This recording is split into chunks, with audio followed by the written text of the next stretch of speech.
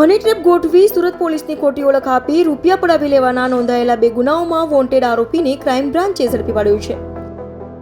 Crime બ્રાન્ચની team પેટ્રોલિંગમાં હતી ત્યારે બાતમીના આધારે હની ટ્રેપ ગોઠવી સુરત પોલીસની ઓળખ આપી રૂપિયા પડાવી લેવાના કતારગામ અને ઉમરા પોલીસ મથકે નોંધાયેલા ગુનાઓમાં વોન્ટેડ એવા મૂળ અમરેલીનો અને હાલ કતારગામ ખાતે વસંત વિહાર એપાર્ટમેન્ટમાં રહેતા સુમિત મનસુખભાઈ મશરૂ લુવાના ઠક્કરને ઝડપી પાડ્યો હતો અને તેનો કબજો કતારગામ અને ઉમરા પોલીસને સોંપવાની તજવીજ હાથ ધરી હતી।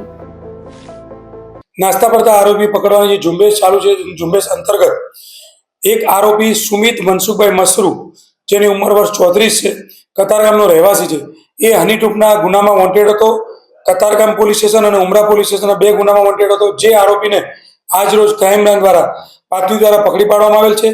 જે આરોપીની પૂછપરછ દરમિયાન આરોપી પોતે પોલીસનો સ્વાંગ રચી ધમકી આપી બળજબરીથી પૈસા કઢાવવાના ગુનામાં આરોપી છે, જેને આ ગુનામાં રૂપિયા 75,000 ફરિયાદી પાસેથી પડાવી લીધેલ છે।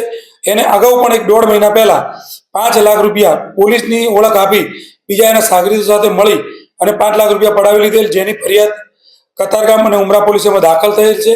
આ 2 ગુનામાં વોન્ટેડ આરોપીને આજ રોજ ક્રાઇમ બ્રાન્ચે પકડી લીધેલ છે અને આગળની તપાસ માટે પોલીસ સ્ટેશનને સુપરત કરવામાં આવશે।